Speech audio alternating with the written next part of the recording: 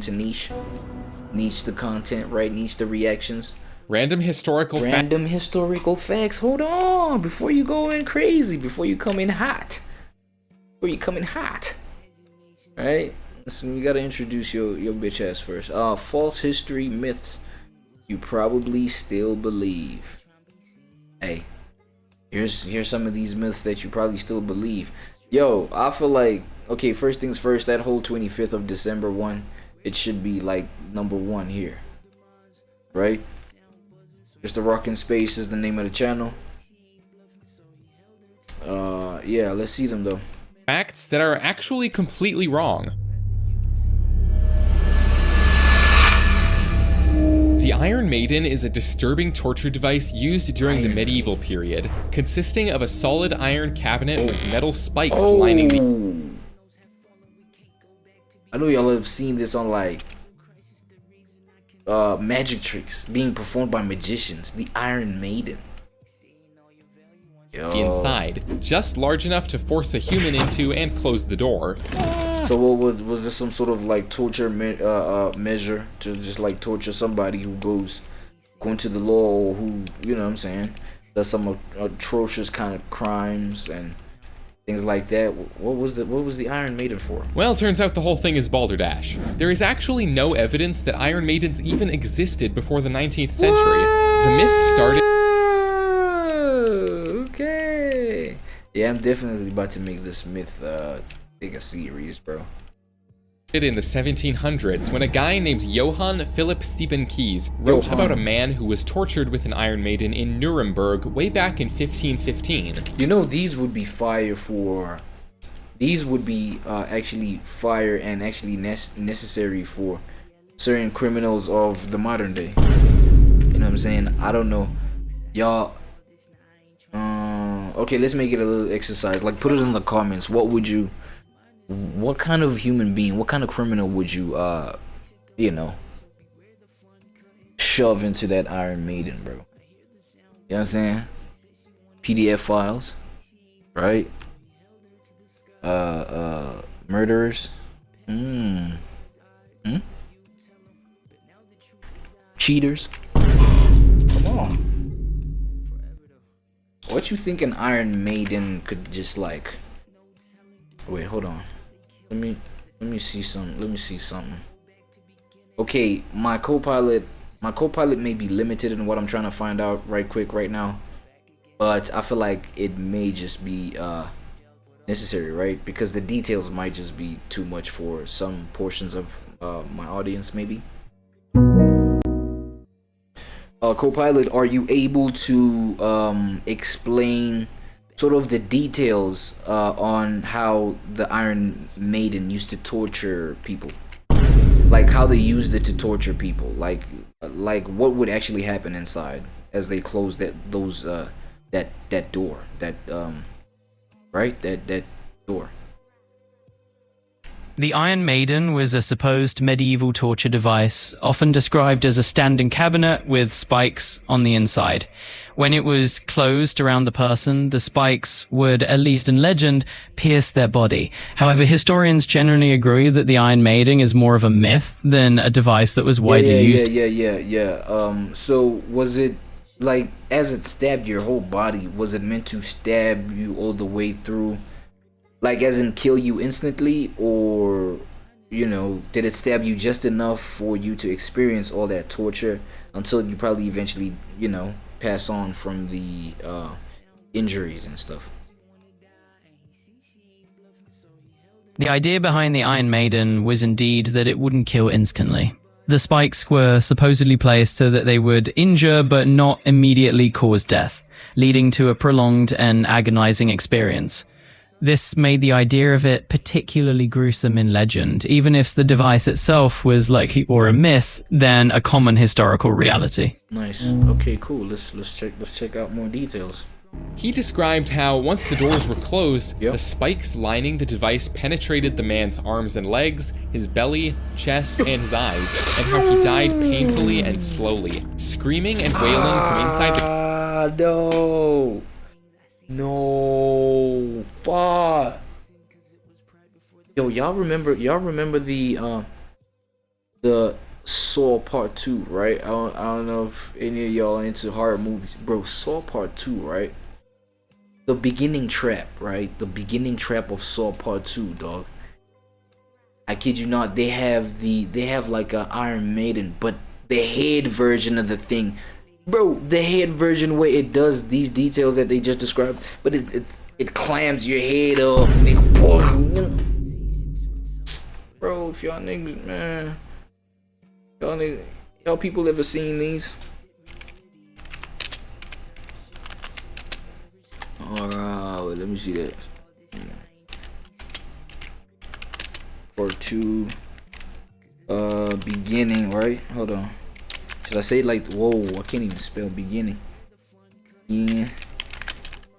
Trap. The beginning trap, the opening trap. Yo, y'all seen this?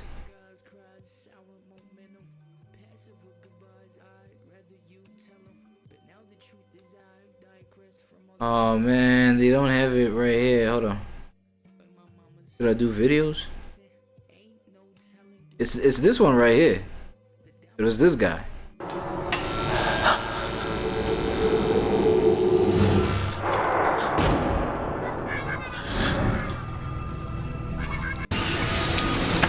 Oh shit. Okay, let me not play the. Look at that, look at that, look at that. Bro, that's the Iron Maiden, but the head version. You see this mask right here? It got all those thorns, bro, right? It got all the thorns. And then it also has like a closing part right here behind the head, where it's got like thorns as well. Kind of, it's the same idea, but just for your head. Look at that. Oh no. Look at that. Oh. Ooh. You see how he's chilling right there? Wait, can you guys even see this? I think I may just be in front of the whole thing, bro. My fault. I'm saying, look at that, bro. No, man, not you. So it's kind of like the Iron Maiden is like this device, but for your whole body. But this, you know, this device right here is just for the head. That's crazy work, bro. Cabinet for 2 full days before going silent. Most people agree that Stephen Keyes made this story up, but it didn't matter, because fake Iron Maidens started popping up in museums all across the world soon after. Another medieval torture device that likely never existed is called the Pear of Anguish, which could be inserted into the mouth, or other parts of the body, and then expanded to... or other parts of the body, okay. You could already see where else motherfuckers... You know what I'm saying? Stick that stuff up. Up the ear canal. They can stick it up the ear, like, inside of the ear canal, like, inside of the ear. You know what I'm saying? I don't know. But obviously it's gonna fuck the shit up. What was you thinking?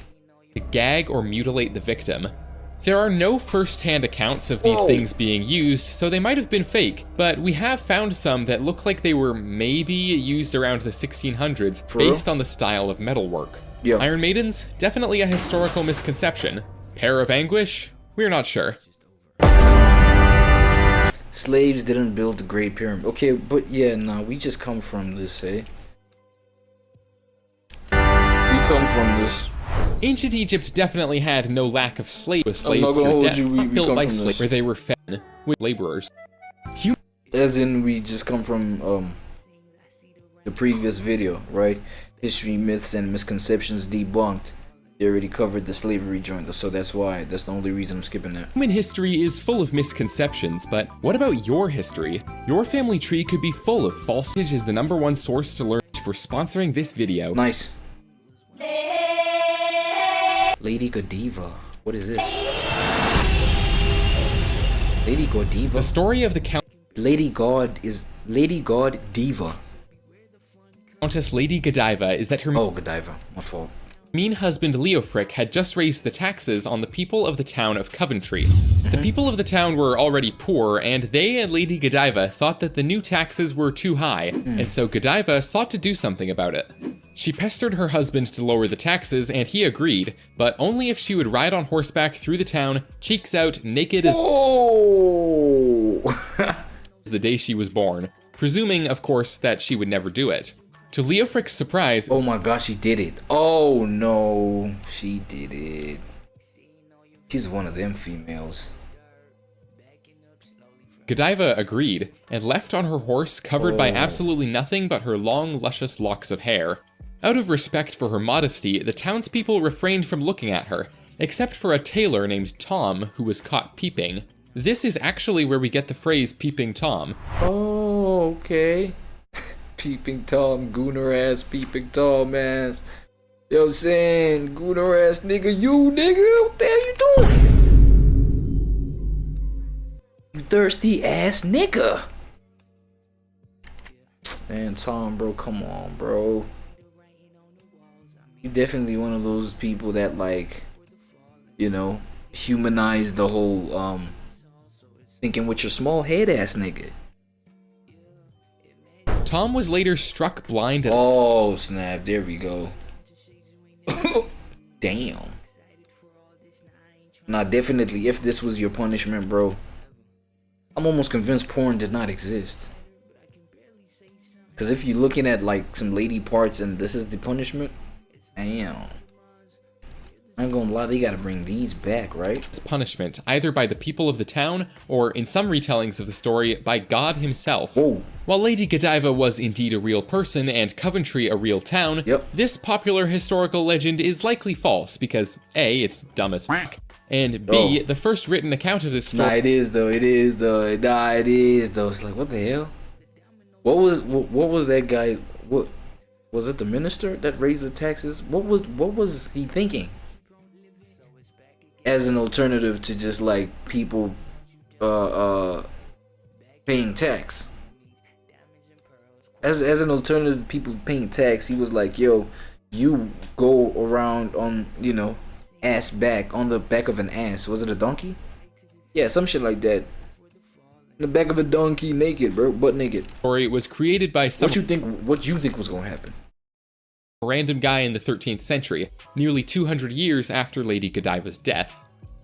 My channel is still small enough that I can pretty easily read every comment I get, nice. So please let me know in the comments all your ideas for future videos. Yeah, the Salem witch burnings, man. I'm gonna have to skip that one too, because we just covered— oh, the 300 Spartans. What about those? Let's see.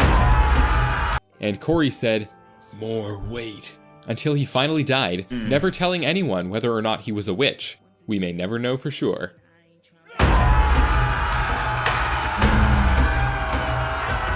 Let's get it. The Battle of Thermopylae is a legendary tale of 300 Spartan warriors who held off a Persian invasion of over 100,000 soldiers intent on conquering Greece. This battle would have been impossible to win if not for the fact that the Spartans were trained for war since early childhood. And in their culture, newborn babies deemed too weak to be warriors were thrown off of cliffs to their deaths, creating a society made entirely of elite, battle-hardened fighters. At least that is the myth. Here's the reality, which is frankly much more interesting. In 480 BC, Emperor Xerxes was intent on destroying Athens after they had supported a rebellion against his Persian Empire. His father Darius had tried and failed to defeat Athens before, and so to succeed where his father had not, Xerxes assembled an army of over 100,000 soldiers and began his march towards the city. When Athens got news of this, they joined forces with several other Greek city-states under the leadership of King Leonidas of Sparta. Together they formed an army of 300 Spartans, just like the myth says, as well as 7,000 Thespians, Athenians, Thebans, and Phocian soldiers. However, the odds of the battle to come were still very much not in their favor, and so before the battle they went to see the Oracle at Delphi to have her look into the future with her magic oracle powers and see how the war might go.